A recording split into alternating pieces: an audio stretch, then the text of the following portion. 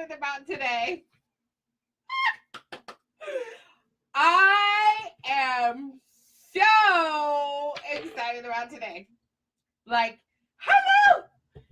I am so excited about today. Hi, Heidi! How are you? I'm so excited.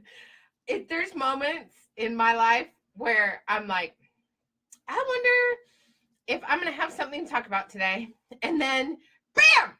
The entire government just like throws things at me for a whole week where I'm like, I have so much to talk about. I'm so glad.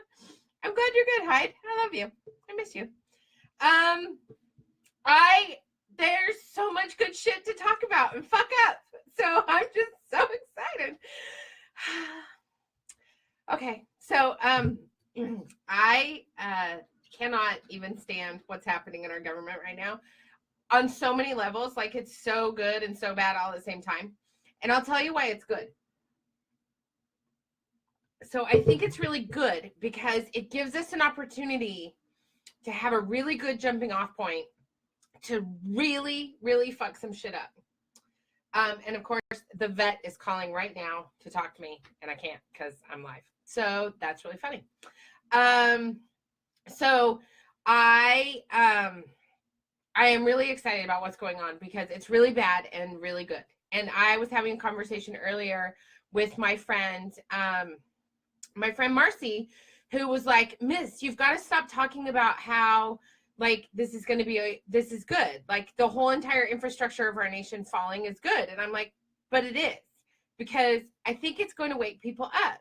And I think there's a lot of us that walk around here who are really awake, but then there's a lot of us who like are not, and we are not involved in a lot. And I think the beauty about what's happening right now is the government is giving us this like phenomenal opportunity to really, really get engaged on shit that really, really matters. And hey, Cheryl, how are you? Totally, wake-up calls are so good. So here's what I'm going to talk about today. I'm going to talk about the queer discrimination that Health and Human Services. Hey, Jim Kelly, how are you, buddy? I'm going to talk about the LGBT discrimination that's happening in the Department of Health and Human Services starting yesterday with some new rules they put out. And then I'm going to talk about women getting ugly because I read this fantastic thing by Barbara Kingsolver that just totally lit me up on fire. And then I'm going to talk about women miscarrying and dying from infection. And then I'm going to throw in a little tidbit. But when I started writing all of what was happening, news just kept coming and coming and coming.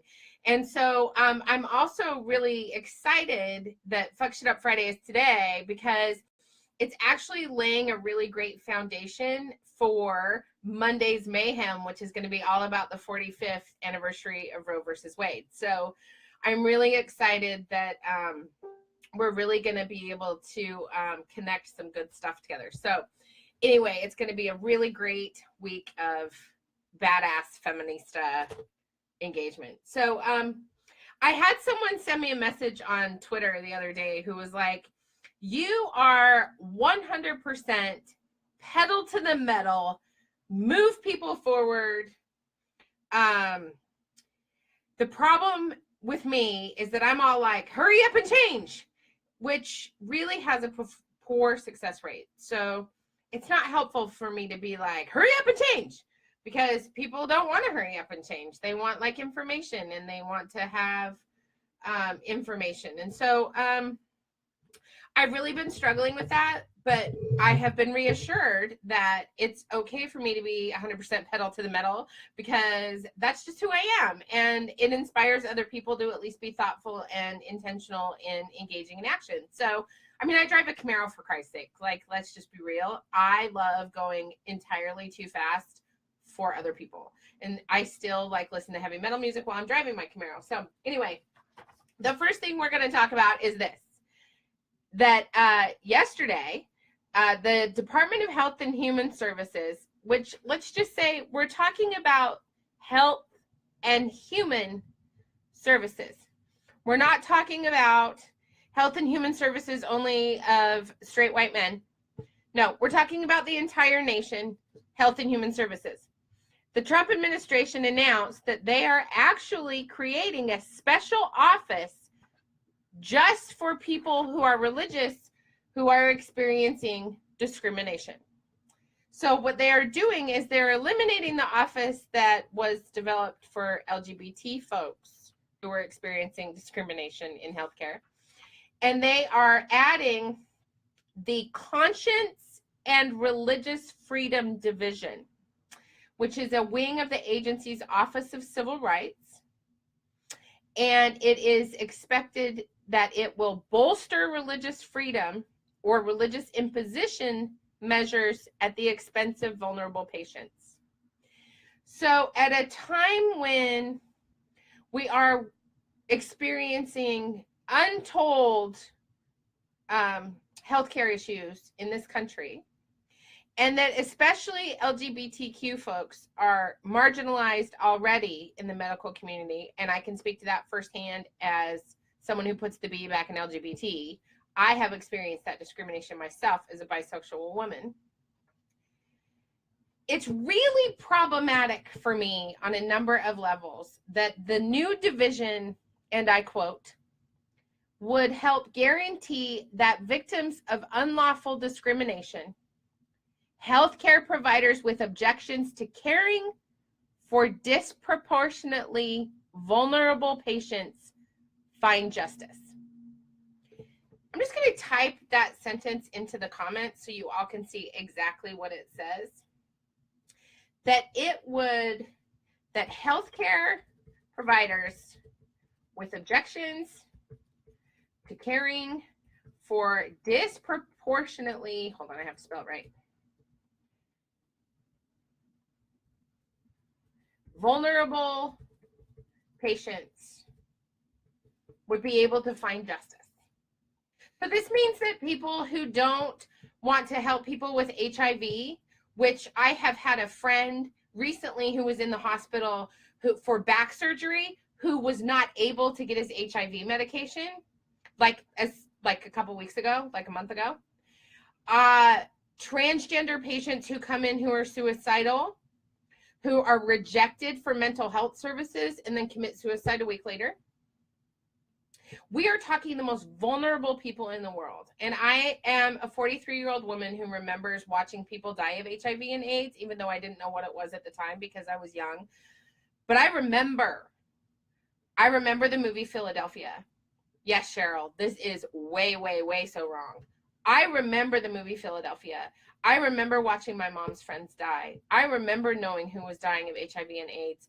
I, as recently as 10 years ago, lost the young man that I nannied for who was only in his early 20s die from the ramifications of having HIV. This is no joke, people. And the fact that we now have a government in place that is willingly discriminating against people who have HIV and AIDS and who identify as LGBT is horrifyingly problematic. We're not just talking about trans people who want to go in and finish their surgery, transition into the body that they want, they know they were born to be in. We're talking about people who are coming in with mental illness, with diabetes, with health, with heart issues, with dementia that's caused from HIV and AIDS. We're talking about people who have serious medical health needs, who are going to be, because healthcare providers object to providing them with services, they are going to end up not receiving care. This should horrify the nation. Even if you're a homophobe, even if you're a transphobe, even if you hate all the queers in all the land, the fact that we now have an office that states, and I quote, no one should be forced to choose between helping sick people and living by one's deepest moral or religious convictions. And I'm going to link to this in the notes, and I'm going to link to this on my blog. Literally, the director of the Civil Rights Office of the Department of Health and Human Services stated, and I quote, no one should be forced to choose between helping sick people and living by their moral religious conviction. Do doctors not take a Hippocratic oath? Because as a social worker, I have to take an ethical oath that says, I will not discriminate against people. This is wrong. This is horribly, horribly wrong. Horribly wrong. It's devastating. It's fucking devastating. And we have to speak out about it. We at least have to speak out to our congressional representatives about how horrified we are that a federal office is willingly discriminating against people for their sexual orientation or gender identity. And, you know, we've had this as women for years, right? Like, we have been discriminated against in conscious provisions for reproductive health care forever. If a pharmacist doesn't agree with birth control, they don't have to dispense birth control because they are consciously and morally object to it. And in rural areas, that causes higher rates of unintended pregnancy and abortion than in places where people are able to get their emergency contraception and other contraceptive devices. We understand really well as women what conscious protections mean to undermining reproductive health care. But it is super problematic that we now have an office that is talking about willingly and willfully refusing mental health treatment for people in the LGBT community because they think they don't deserve it. And that is horrifying. And yes, Cheryl, it absolutely goes against a health provider's oath. This is devastating, devastating, not just to our community as an LGBT member of the community, but this should be horrifying to everyone, even if you hate the queers. Even if you don't like the LGBT community, the fact that a government, a democracy, can put something like this in action should terrify everybody. And this moves me into women getting ugly. So this is a gorgeous article, an editorial that was written by Barbara Kingsolver about how Me Too isn't enough and women need to get ugly. And she's talking about how she has taught her daughters how to deal with harassment, but she also like goes into this big thing about not sort of mollifying powerful men. And I've been seeing this a lot. And I wrote this note when I was reading about this, about wash, rinse, and repeat. Shut up and listen, raise consciousness, fight for Medicaid and reproductive rights, and do not try and placate people in power. And the reason I say that is because, especially when it comes to unwanted or unsolicited sexual attention, we have to navigate what that means to men. And one of the things that Barbara Kingsolver says is that we have spent so much of our life force on looking good, but not too good. Being professional, but not unapproachable. Well, guys just get to move through all that shit. And I think this is very well intertwined with all of the discrimination that we see in healthcare and in the workplace and in our educations and all the harassment that we receive. Because I have battled with this repeatedly. How do I look good so that people are attracted to my words and the things that I'm saying, but not too good because I don't want to be unapproachable and I don't want to be like too much for people. But I am too much for people. I take up a lot of space, and I don't know if you've noticed, I'm really fucking loud. So we have to deal with all of these issues. And she says, patriarchy persists because power does not willingly cede its clout. And it's so true. And she goes on to say that women are widely complicit in the assumption that we're separate but not quite equal. And I think that is why the patriarchy is persisting. I think that is why women so easily go after each other. And I talked about this earlier this week, and I've talked about it on the blog. If women continue to attack women for not doing it right or not being all the things, then we're not going to move forward, because that is the patriarchy. And it is, I sort of feel like it's the exact opposite of what was happening in 2015 before the election. I think we were moving, and I think things are falling apart. And one of the things that really resonated when Barbara Kingsolver talked is we inspect ourselves and others for implicit racial bias while mostly failing to recognize explicit gender bias, which still runs rampant. And I feel like as women, if we do not engage in recognizing explicit gender bias, we are not going to be able to move forward and rise as a matriarchy, because the resisterhood is nothing without sisterhood. And I'm not saying we have to agree with everything that we do, because we can't, because we all have different stories and we all come from different spaces and we all have different lives.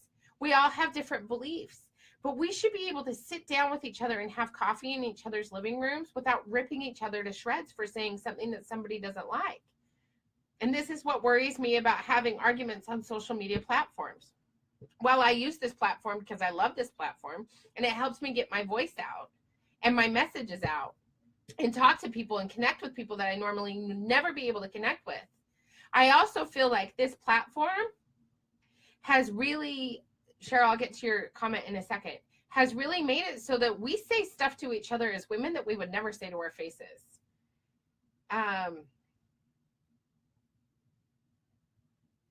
Yes, Cheryl, I think there is a push to, I'm curious what you need by a big push to eliminate population numbers, starting women, people of color, anyone different than what those in power think.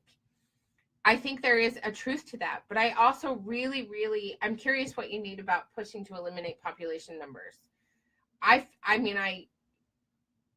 When it comes to eliminating the ability for women, especially women of color, to take care of their families, I absolutely 100% agree with that statement. That is exactly what is happening. If we are going to be eliminating Medicaid rules that allow for poor women to access contraception, then we are absolutely making it so that women of color and poor women stay exactly where this government wants them to stay, which is invisible and dead and dying. And I'll get into that with another article in just a second.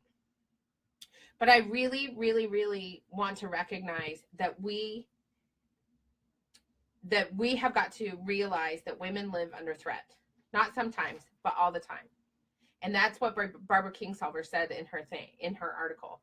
We live under threat all the time. Not just sometimes, but all the time. We may surround ourselves with partners and friends and people who support us, but we live in a constant space of, if I say the wrong thing or do the wrong thing, I'm going to be policed for doing that thing. And I think what that does is it leads to women just being frozen and not feeling like they can take place in advocacy or speak out for themselves because they're too afraid, which is why it's really important for me to help women tap into their spaces of passion and power so that they can go out and engage in advocacy. And the next thing, I have two more things I want to talk about in this Fuck Shit Up Friday. One is that there's a really great article that Rewire did about Catholic rules forcing doctors to watch patients get sicker. And she's finally speaking out. So she's an OBGYN who works in Wisconsin. And this is not rare for other places where religious hospitals have taken over and they've become the majority of healthcare provision in many communities.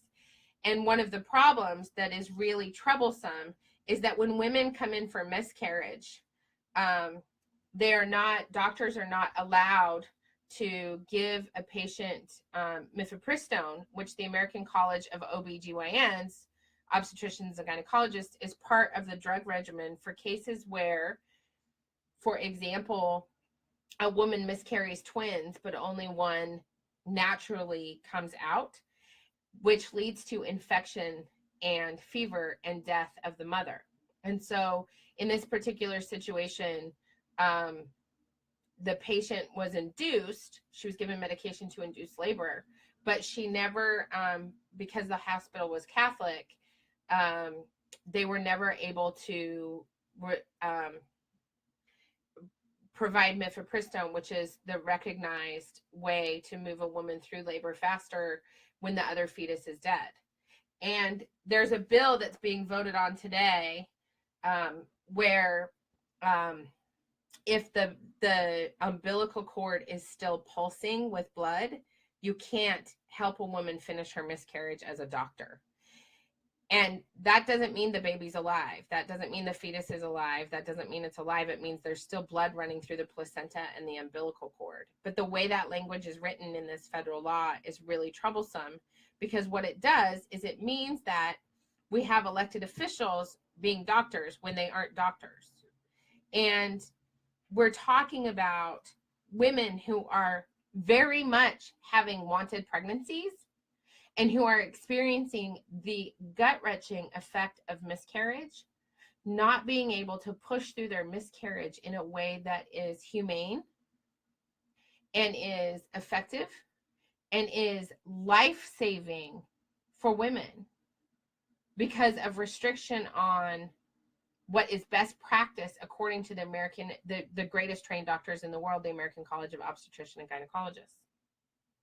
So for more than 24 hours, women are laboring through painful contractions, bleeding heavily, requiring blood transfusions, running fevers, nearly dying, with doctors not able to help because of the restriction on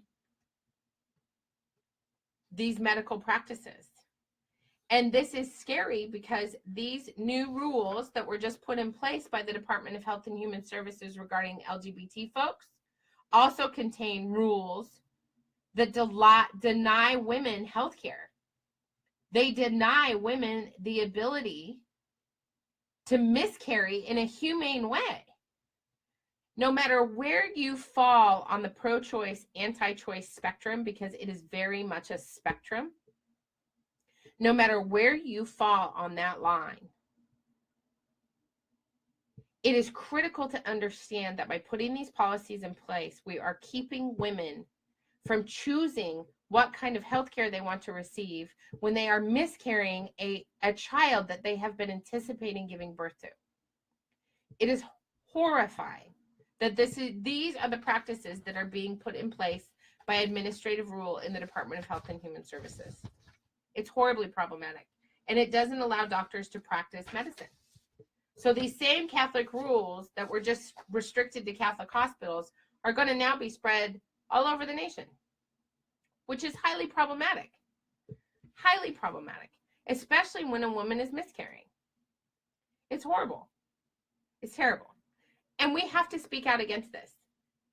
We have to, no matter where we fall on the anti-choice, pro-choice spectrum. We just must. And finally, I really want to talk about, I got told that I was an old lady and that that I needed to go away and just be quiet and let the new feminists rise up and do their thing.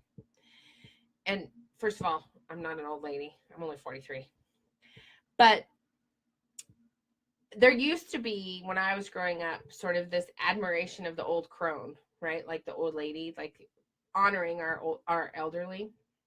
And I believe that was fundamental to feminist discourse, because that's what I was taught in my women's studies classes and my gender studies classes, about really honoring what people of different generations can offer us and bring to the table.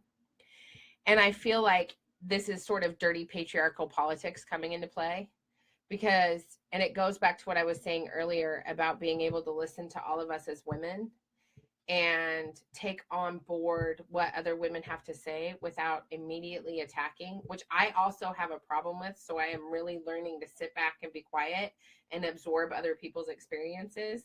And maybe that is my wisdom of me in my 40s, of having my give a shit sort of turned off, but also being willing to sit back and listen, even if I don't agree with anything that other woman is saying, really listening and hearing their experience. And I think we're at a tipping point with this as women and as the matriarchy. I think if we don't start doing this, it's going to cause even more divisions. And I was talking to my partner Jim about this at dinner the other week, about the subversion of the feminist movement, and how potentially what's really happening is that there are people feeding us messages that we're listening to because the patriarchy is so powerful. And it's what Barbara Kingsolver talked about. We cannot divide as women anymore if we are going to help women rise and take care of their families. We can't divide as women anymore if we aren't going to come together to help minorities and people who are being discriminated against. We can't. The fact that the LGBT community has just taken almost a 40-year step back when it comes to them receiving health care, especially for HIV and AIDS, should be incredibly troubling to all of us because we're human. And I really just want to finish up with this. I had a really good conversation with a friend of mine, who said the patriarchal system is weighted against us, even in our own beings, because of our conditioning. So we have this system within us that says what we can and cannot do, what's safe and is not safe. And what I would really want people to do, what I want y'all to do this weekend, is really explore how staying safe is keeping you stuck, and how staying safe might save your life. But at what point do we take the risk to speak out and not stay silent anymore just by keeping it safe and playing it safe? And so I really want to thank all of you for being here with me today. I know that this is a long Facebook Live because it's like 26 minutes, but I'm really grateful that all of you are here listening. And I was having a funny dialogue with my cousin where I told her that our little puppy Potato was getting neutered. He was getting his balls chopped off today, and she's like, "What a great way to start a conversation about women losing all of their rights," which was sort of funny. So, but I really want to thank you all for being here and being part of my tribe and being part of my community and my village and being part of my space. And I want to just really encourage all of you to not play safe. And thank you, Cheryl. I'm very happy you were here, and I'm happy for your comments. And I just really go out and take a risk, y'all, because if we stay quiet, the squeaky wheel gets the grease. My grandpa always said the squeaky wheel gets the grease. So go out and fight and fuck some shit up, y'all, because it's Friday. Come back on Monday because it's going to be good. Bye.